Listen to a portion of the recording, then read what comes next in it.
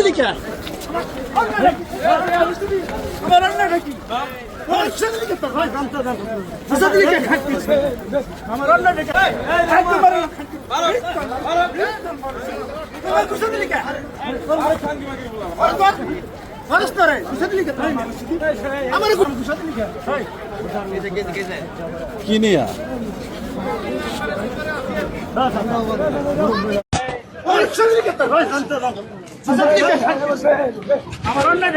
আমার আকাম আছে এখনো 6 মাস আকামা মজুদ আছে, তাহলে আমি বৈধ লোক হইয়া কে জন্য আমি 1 মাস জেল খাটবো? এটা কোনো কথা?